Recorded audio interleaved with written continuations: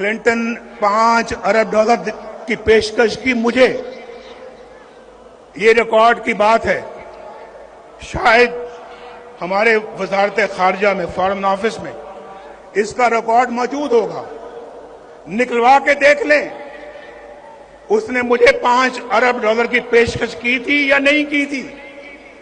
ये 1999 की बात है।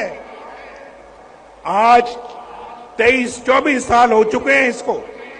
5 अरब, आज तो 1-1 अरब डॉलर पिछली हुकूमत के लोग मांग रहे थे ना, 1-1 अरब डॉलर की भीख मांगते थे उस वक्त। 5 अरब डॉलर और मुझे कह रहा था कि पाकिस्तान के लिए देना चाहते हैं। शायद कोई, अगर मैं खुद लेने वाला होता तो 1-2 अरब मुझे भी मिल जाते।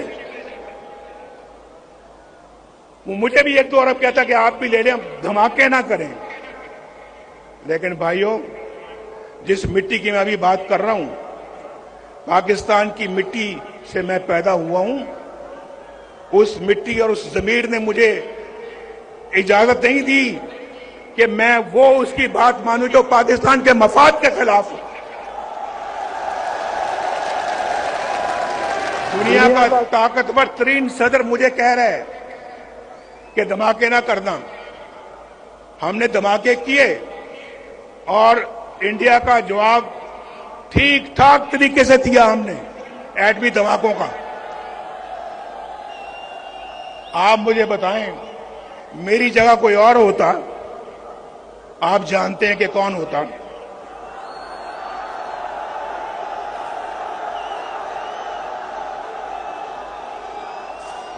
वो अमेरिका के सदर के आगे बोल सकता था, बोल सकता था।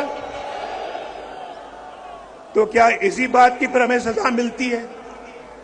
इसी बात के लिए हमारी हुकूमतें तोड़ दी जाती हैं, हमारे खिलाफ फैसले सुनाए जाते हैं।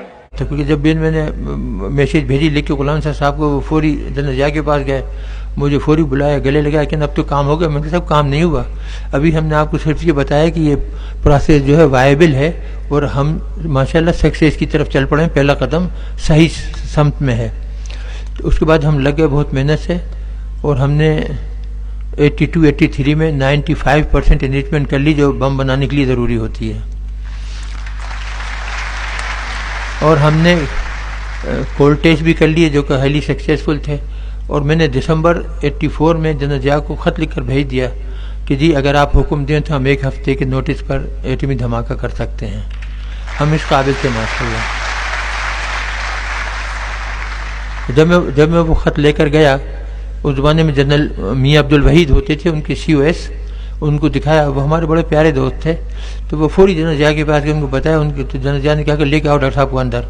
तो जनरल नहीं छोड़ में गए थे, तो मैं अंदर गया फौरी। तो जनरल जिया ने पहले तो पकड़ के दोनों हाथों से मेरा चेहरा तो मेरे पेशानी पे प्यार किया, गालों पे प्यार किया, गले लगाया। उनका डॉक्टर साहब बस अब हो गया काम।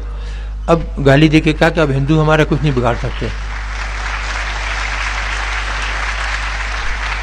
तो इस तरीके से हम काम में लग गए। 85 में हम बासानी, 84 में भी हम धमाके कर सकते थे, लेकिन जब ये बात हुई, इसके ऊपर मशवरा हुआ, तो अफगान वार जारी थी। तो साहबजादा याकूब और गुलाम साहब ने कहा कि हमारी एड वगैरह बंद हो जाएगी, इस वक्त वो जंग में लगे हुए हैं, हमें मदद दे रहे हैं, ये वो। तो वो बात टल गई। फिर 98 में जब हिंदुस्तान ने धमाका किया तो फिर ज़रूरत पेश आई। अब उसमें मियाँ साहब बहुत टाल मटोल कर रहे थे और ऐसा लग रहा था कि ये करने के लिए तैयार नहीं है, बल्कि उससे थोड़ी सी अमेरिका से मदद मांगने के लिए तैयार है कि कुछ मदद मिल जाए तो हम ना करें। मेरा अपना ये ख्याल था और गौहर अयूब साहब का कि जी अगर हमने इस वक्त नहीं किया तो फिर कभी नहीं कर सकें ज़िंदगी भर। ये कहा जाएगा कि जी हम ब्लफ कर रहे थे, हमारे पास नहीं, और कोई भी आएगा तो वो एनरिच यूरेनियम जो है वो दे देगा अमेरिकनों को और डिप्लीटेड यूरेनियम रख देगा और कह देगा कि हमने धोखा दिया था। तो हम लोग अड़ गए। तो फिर भी वो मान नहीं रहते। फिर मैंने एक बहुत सख्त ख़त लिखा जो गौहर अयूब साहब ने अपने बयान में दिया है, जो मौजूद है नेट पर, कि जी जब मैं गया वहाँ मियाँ साहब से मिलने, तो शहबाज शरीफ ने बताया कि जी हम तो बारगेनिंग कर रहे हैं क्लिंटन से, अगर अच्छे पैसे कुछ सामान मिल गया तो हम ना करेंगे। तो देखिए अब क्या रिजल्ट था।